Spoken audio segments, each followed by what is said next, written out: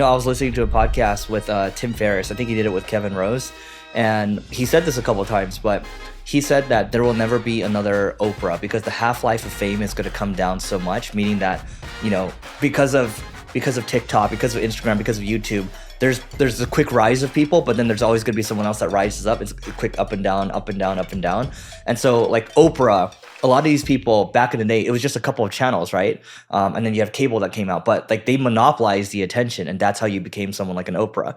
And so, that reinforces that the need to work with these influencers as they come up and down, because you just don't know. So you're almost going to need to have someone on your team that's a good talent spotter for these influencers that knows who's coming up and then what kind of deal to negotiate with them. Well, back in the day, it would take a while for Oprah to build up her brand. Mm-hmm. With the adoption of technology, just like you discussed earlier on how long it took for electricity to get around the world and for everyone to really adopt it. Yeah. It took, what did you say, 40, 50 years? 45, 50 years for electricity. And then color TV is like 20, 30 years, I think. Yeah. And the smartphone was very, smartphone was maybe, you got to 75% penetration in maybe like 10-ish years or so. AI penetration in like a year or two? AI penetration in the US, it's already reached 130, 125 million people or something. So that's a third of the population. Yeah. Yeah. It's kind of crazy. And I also think there's more people who are leveraging AI, but they're just not counted because they're using platforms that have AI like Google. Yeah. And they just don't know. Yeah. Yeah. But if you look at influencers now, right, because of technology and mass distribution, they're actually growing way faster than Oprah grew. They're growing way faster, but the problem is because it's more democratized, Yes. nobody can hold all the attention for that long anymore, which I think is good. It's a good thing because keep in mind, everyone, like all the attention with media, like Fox News, CNBC, I don't care where you lean politically, they had distribution and they could actually, like my parents used to say, shh, when they're watching the news all the time, as if it's the most important thing in the world. But now, because of all the democratization of news, of information, we can all make decisions for ourselves, right? And we're not trying to get political here. So And you can get the news whenever you want on demand. Yeah. Yeah, I definitely say. And then the other thing that you end up seeing is it's not only that these brands grow and they can fade really quickly, they're also not the hot thing anymore. And I'll give you an example. Remember when Uber came about? It was a hot thing for a while. Same with Warby Parker. Yep. Same with Pinterest. But now Pinterest is still a legitimate big company. And this happens with both personal and corporate brands. No one talks about a lot of these companies as much as they did in the past. You know what the key is? You have to keep reinventing yourself. So like when you look at The Rock, right? The Rock, even in WWE Rock, there's so many versions of The Rock. I don't know if you watch this, but like there was The Nation Rock. Then there was a Hollywood Rock, Wait, right? please explain these. I don't know what the Nation Rock is. The Rock, I mean, he had an evolution in the WWE, right? Like first he started out, nobody liked him, and then he joined a group called The Nation, right? And then later he became like the corporate Rock, where he joined like Vince McMahon and Stephanie McMahon. And anyway, my point is he kept reinventing himself, and then he went to Hollywood. Then he actually went to Hollywood. He became an actor. He owns like tequila brands now, and then now he's back in the WWE, turning it around. He's an owner of what's it called again? The group TKO. The MMA group, part owner of Endeavor. Yeah. Right, because WWE is owned by I think it's TKO WWE. Group. Yeah, so TKO owns, which is owned by Endeavor, owns WWE and UFC. Yes, Yeah, and they bought a slapping championship too. Dude, I've seen that on Instagram. Yeah. And so Dana, I think it's Dana White, right? He's like, oh no, everyone makes fun of it. It's the best thing ever. We're gonna make it so big. And anyway, point is, so someone like The Rock, he's constantly reinventing himself. That's why he stays relevant, right? Mr. Beast, like he's gone from spectacle videos, like short videos, quick cuts and everything, to not as many quick cuts.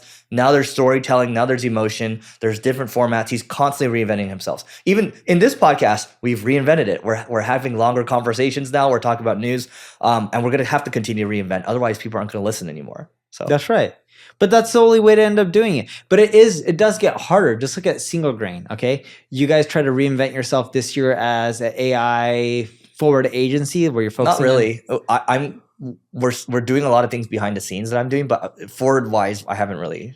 All right. Yeah. But either way, you've been running the business for how many years? I've had the business for 6, 7? No, like 9 years. After Sujin. Yeah. Like fully. So you had 9 years. 9, 10 years. Yeah. All right. You guys are decent size. You have a good amount of employees. Yeah. Go on. How easy is it for you to continue to reinvent yourself to the public each year? It's hard. Yeah. It's hard. Yeah. How do you stay relevant? I think the difference now is if you ask me, okay, how long have you had NP Digital for? This will be our 7th year. How many years would you say in those 7 years you were completely focused on NP Digital? All 7 years. Okay. So I would say I was probably focused on single grain for this year. Now I'm completely focused.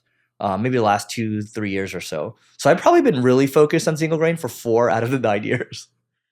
I would give you hardcore focus for like 2 or 3 of the years. I'll take it.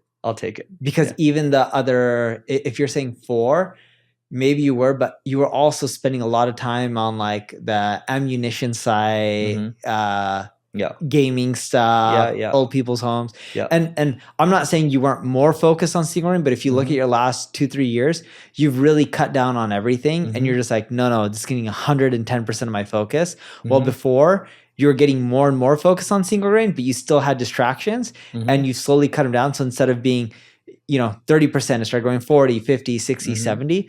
Although I would say year 1, you were probably really focused on it because you were single taking grain? Yes. No. So year 1, that's when I was that's when I made it go from bad to worse. We dropped all the way down to 1 person. Really? In the first year of single grain. Yeah. I thought you had to clean it all up. No. I was trying to, but then I remember I told you I read a book called Let My People Go Surfing, and I took it too literally because the Patagonia co-founder is like, oh yeah, I let my people go surfing at work. So I was like, oh, okay, well, I'm just not going to show up to the office anymore. And then everything started going downhill. So my fault at the end of the day, but that's what happened. All right. So the 2-3 years is actually pretty sound. Yeah. 2-3 years, I would say. But going back to your question again about reinventing yourself. Yeah, I think if you're locked in on it, to the outside, you look like you're focused. If you're doing too many things and you're trying to reinvent yourself, you actually look like you're sloppy at the end of the day. And I heard this quote somewhere recently, but it's like, if you want to, and this is from a guy that does really well, I forgot his name, but if you want to operate, you can only operate 1 or 2 things max. If you want to manage, you can manage like up to 6 things, and that's it. Unless you're Elon Musk. Yeah, he's operating many things. Yeah, there's always an exception to the rule. Yeah, I got rid of my Tesla, right? Yeah, you told me that for the 3rd time already. And then I saw your driver this morning, and I saw your new car. I was like, Phil, how did you know I had a new car? How many new cars does he need? Right? Yeah. Yeah. And he just laughed at me. So. I go through them like they're Tic Tacs. Yeah. So, it's interesting, by the way, it's you got to know your strengths and weaknesses at the end of the day. One of Neil's weaknesses is he just can't drive, which is a fair weakness. I'm a terrible driver.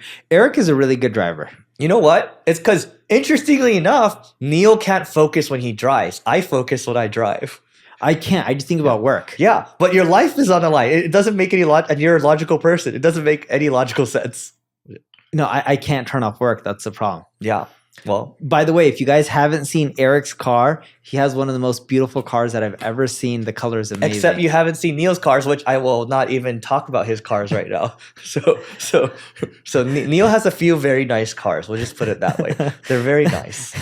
Let's move on to a different topic. Yeah. All right, everyone. Quick message from the Agency Owners Association. So this is the peer group for agency owners that Neil and I both put together. This is for people that are doing 6 figures, 7 figures, 8 figures, even 9 figures as well. And we're all here to help you grow your agency faster. In this group, we share leads, we share learnings with each other. It's a community where people can ask questions, their most burning questions, personally, professionally. We'll share templates, reports, things like that. We're constantly adding more value to the group. I will tell you that the price is continuing to increase. The good news is that there's no long-term commitment. So you can just learn more by going to marketingschool.io/agency. Once again, that's marketingschool.io/agency to learn more. And we hope to see you inside. Here, I got a good one here. So you know frame.io. Have you used it?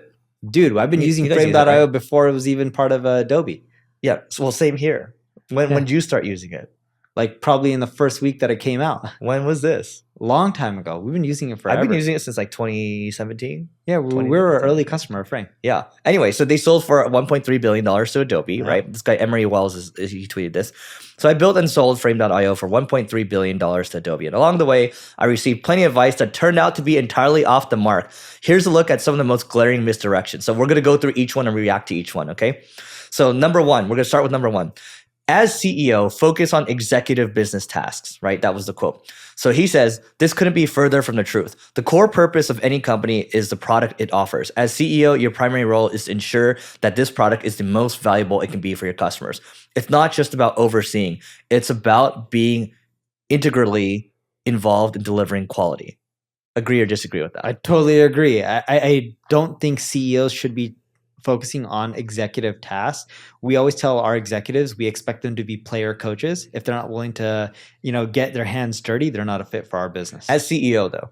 As a CEO, yeah, we tell everyone, executives and CEO. I think really what this says to me is, and I think I would say we're both on the same page here, because I used to not get involved with the details around the product and the service. I call it the product. It's the service, right? That we deliver services for our respective agencies. But at the end of the day, though, whatever you're selling, whatever you guys are servicing, it's a reflection of you, and you have to be somewhat involved in the details, like somewhat at the very least. My mistake in the past was not being involved with them. So that's the first one, right? So we agree on that. Number 2, to scale, you need to decentralize decision making. Do you know what that means? You can't have all decisions go to you. Yeah. So he says, actually, the opposite is often more effective. As organizations grow more complex, centralized decision-making can slice through red tape and foster quicker action. Even in environments that champion decentralized processes, top-down leadership often proves to be the fastest route, which is what Jensen Huang does, right? He cuts out the middle managers, 60 direct reports. Let's just get to it. Yeah. We have it set up the same way. Yep. It's all centralized for us. Yep. So what does it look like for you guys?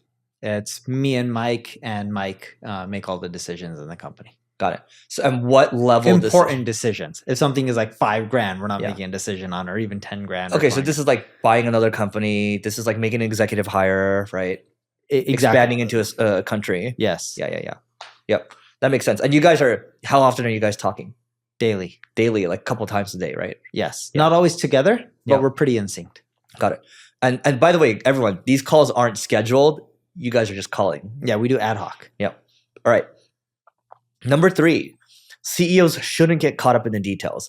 This is a myth. Consider leaders like Steve Jobs, Elon Musk, Mark Zuckerberg, Brian Chesky, and the Collison brothers. All were deeply involved in intricacies of their businesses. Emulating their approach is not misguided. It's a blueprint for hands-on leadership. Remember a couple weeks ago, we talked about how Mark Zuckerberg's like, no, I actually don't really believe in delegation. Like, you have to be very involved. I mean, here, I'll start first.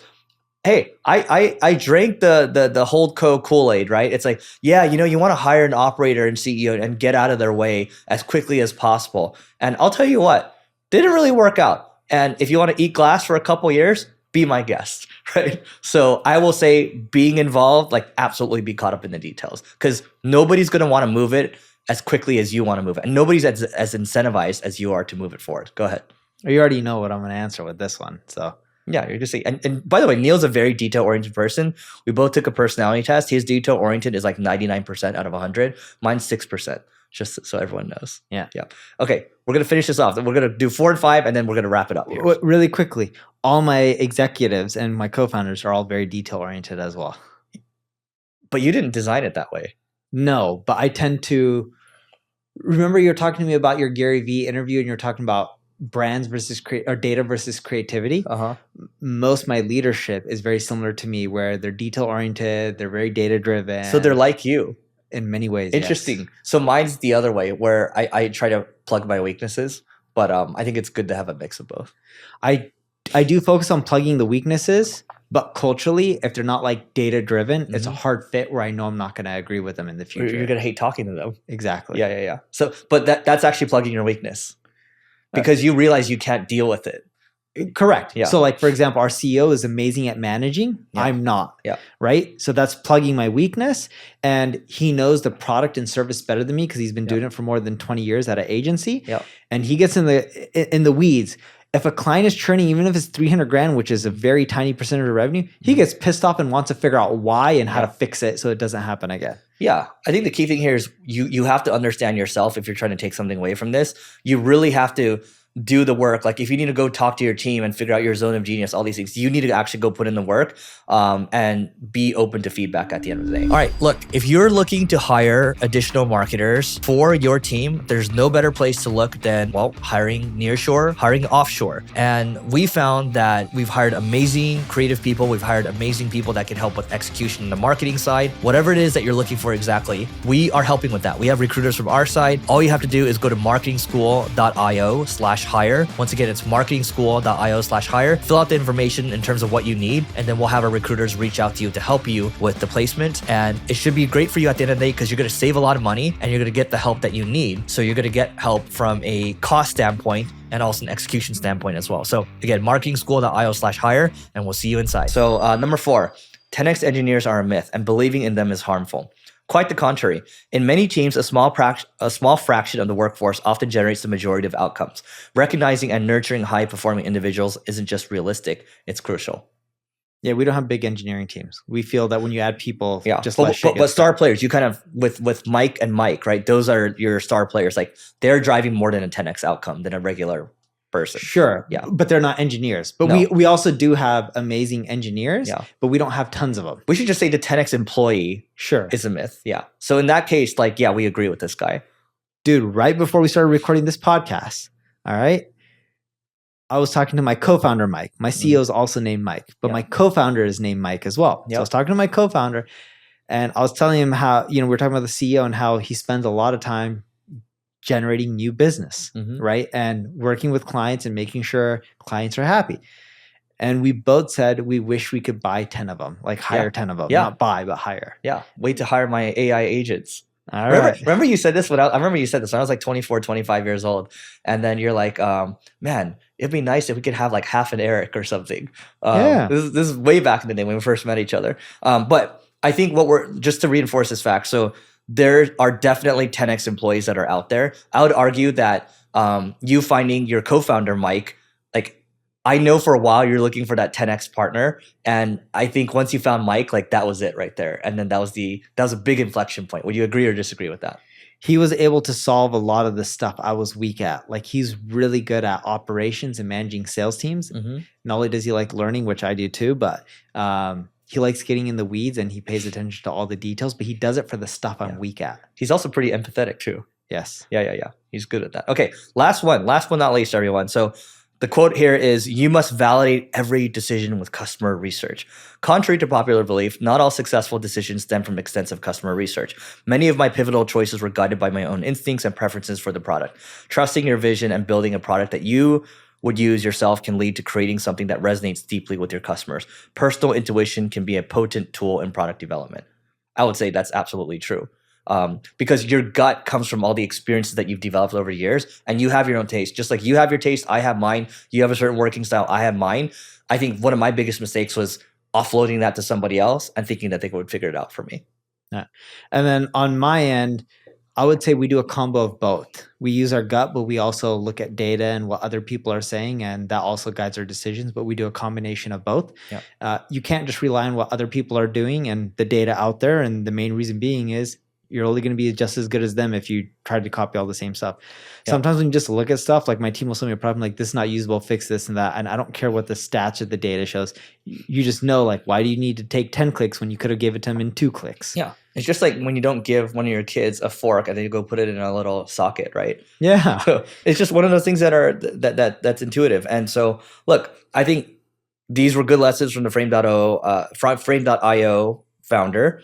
And, like any advice that you get, always take it with a grain of salt. And he disproved 5 different things over here. And I think if you take advice too literally, like when I read that book, Let My People Go Surfing, it tends to hurt sometimes because anybody's advice comes from their experiences, and that's their experiences. Yes, but you've also learned too. When I first met you, you would read books, and you'd usually, depending on the book you read, you would take what you learned and you would implement it and you would take it to heart.